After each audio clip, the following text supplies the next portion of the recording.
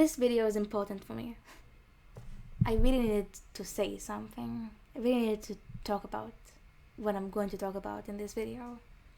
And it's going to be a complete shocker for my one subscriber. Like, surprise, I'm not just doing covers. I'm also deeply traumatized. Oh, also, warning, child abuse, difficult subject.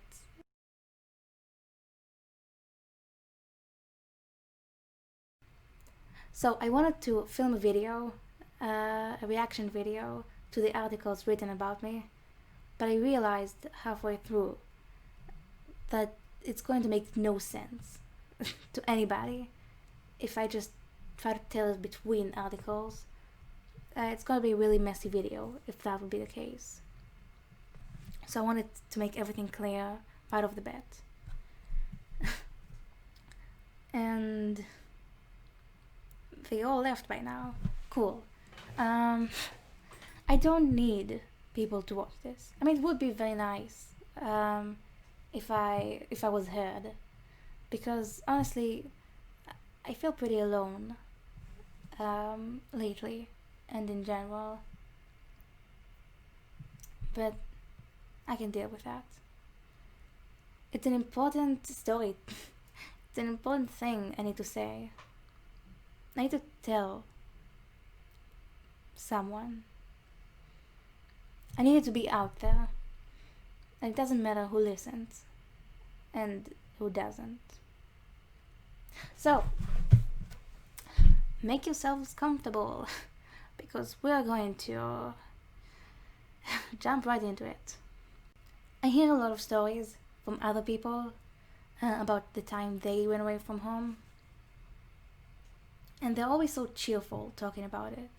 Like, I mean, I went there and I hid, and nobody even came looking for me.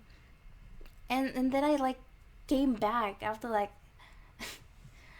an hour, or like 30 minutes. An hour, that's too much. It wasn't the case for me. But in order to really understand this walk away from home, I really need to tell you about the other ones. The ones that weren't on the news. So, my house. Not a pretty place to be in. My mother married at 21, and it shows. But when they're not fighting between them,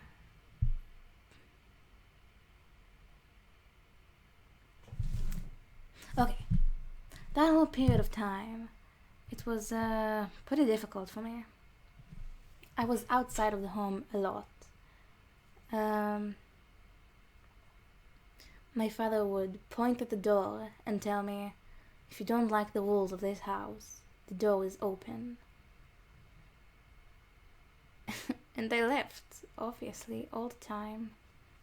Every single time he pointed at the door, I left. Like a few weeks later, when we looked back at the situations, I mean, he told me that he was just threatening me, and he wasn't actually serious with that. But he never went after me. He never stopped me when I went outside. There was always that period of 2 hours of me walking in the streets, helpless and confused. Every time I thought, that's it. That's my life now. I'm going to sleep on all the benches, and when nobody's home, I'm going to sneak in and get some food. And I was 11.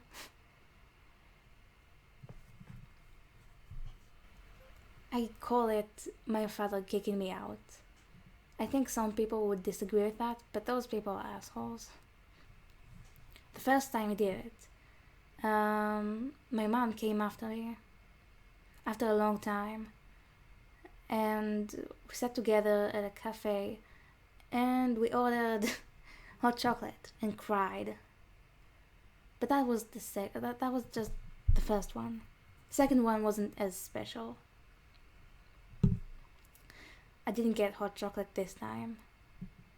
Actually, I don't remember anything at all about the second one. You see, I'm not sure if you're aware of that, but when people have pasts like that, they usually don't remember a lot. But I remember the key moment. I remember one night, me and my father were fighting my mother. She physically blocked the door because she didn't want me to leave. And I wanted to leave. And he wanted me to leave. And it was dark. And my siblings were asleep. But I wanted to go outside. So I did. And all I remember is her letting me eventually. And me walking towards the elevator. And I don't remember anything after that.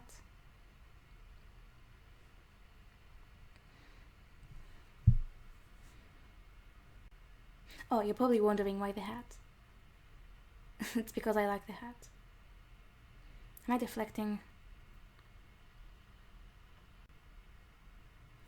Oh, and don't start empathizing with her just yet. My father wasn't the only one kicking me out. It was a tough time for me. And one day, I had my last fight with them. It was something about, like, my charger, my phone charger.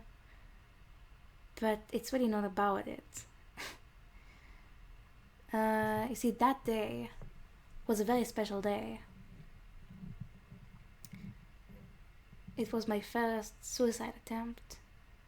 At the age of 11,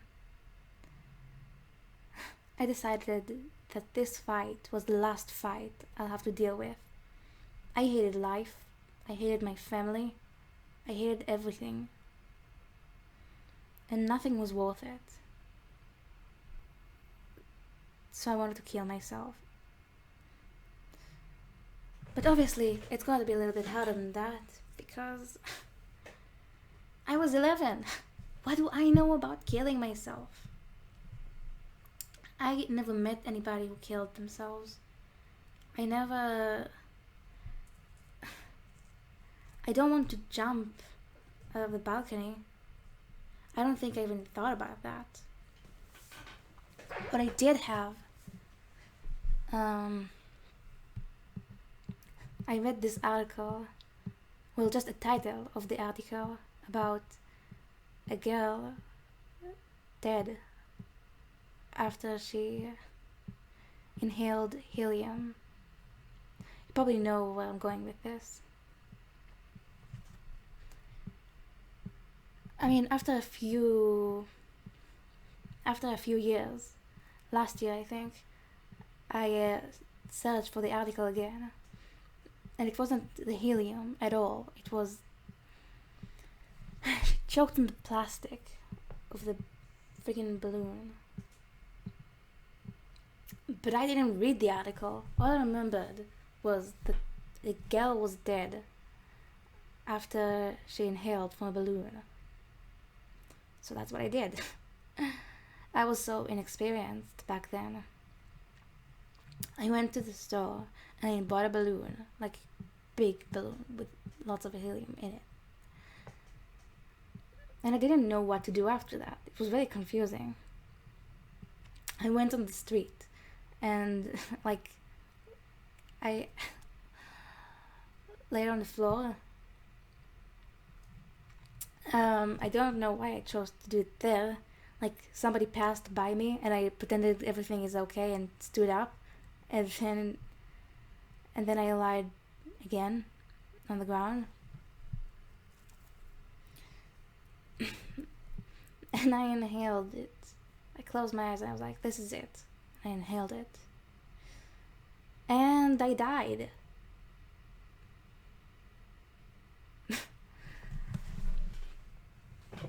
And nothing happened.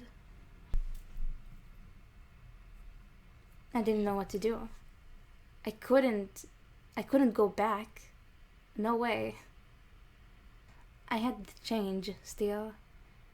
um, after buying the balloon, and I had scissors, even though I don't really remember why. Oh, right, I cut the balloon, I think.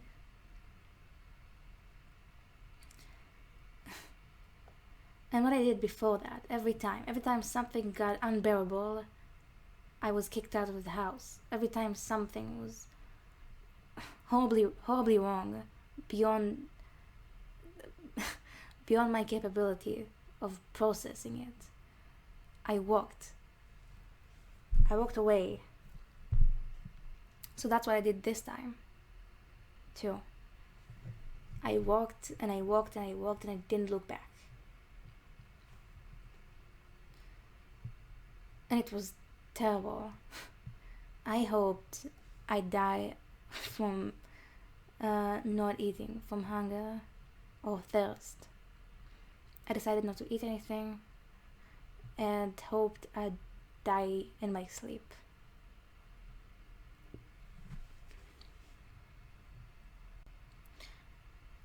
And I walked. I left a suicide note on my parents' bed. Actually, the longer I went, the more peaceful everything became. I wasn't so stressed and depressed. I actually started enjoying myself. And I bought myself a drink, I bought myself chocolate milk and a little pastry thing with chocolate in it. And I really enjoyed my time. I passed next to a fountain, so I took the coin I had left after buying the balloon and the pastry and the hot chocolate, and I threw it to the fountain and hoped I'd die in my sleep. And then I kept going. I don't remember a lot after that. I remember getting bored and stopping next to a playground, and I made the voices for the cats I saw, and I asked people what time is it, because I thought about when my parents come home. It was like around 6, so I was like, okay, good, so now they know around that time, or like soon they'll know. And I kept walking, and what I remember after that, it's that everything was dark. It was night, and I went next to the highway. I saw a couple of police cars passing me, and I thought that there was probably something happening at the end of the road. A bus drove next to me, and then he stopped next to a bus stop, and the bus driver came out and came up to me.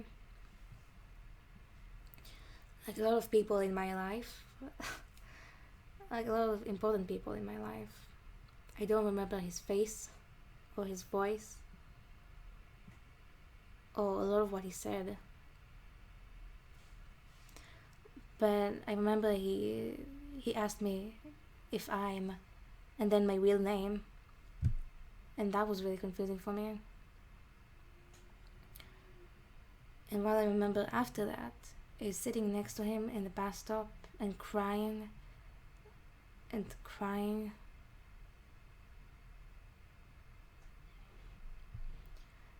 And he called the police. He wanted me to stay. That's what I remember. And I could keep going. I thought about walking away. But what I did was sit there and cry. I think he told me everything will be fine. And then the police came.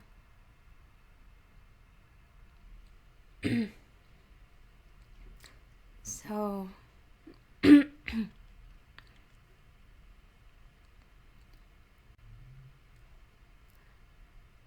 so they drove me to my parents, and I remember sitting next to people I thought were police people, but apparently were child protective services people, and they sat around me, and they asked me if I want something sweet, and I wanted to look like a good girl, so I was like, can you give me an apple? Because I wanted to look very small. I wanted to look very small and vulnerable, so they'll pity me. Like, oh, she doesn't want sweets and chocolates. She wants an apple. She's such yeah.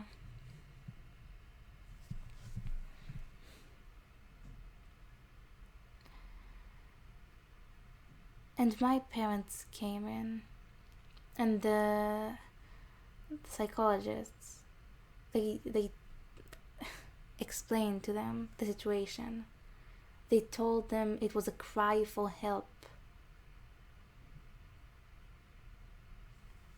I remember what they said. I remember what my parents said because I can't forget about it. The two things that define the relationships with me. My mother asked me, why did you skip school?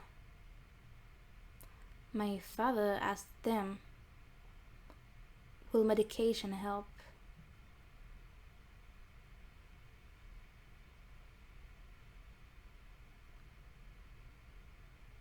And before I went, one of them asked me, why did you buy a balloon?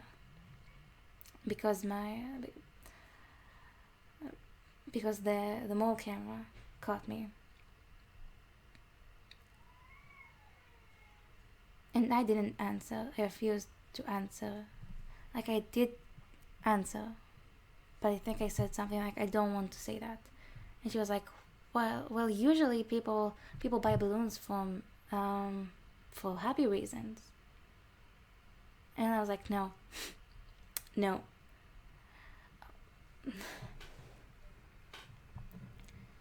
And then we went. Child Protective Services. Left my parents to deal with me by themselves.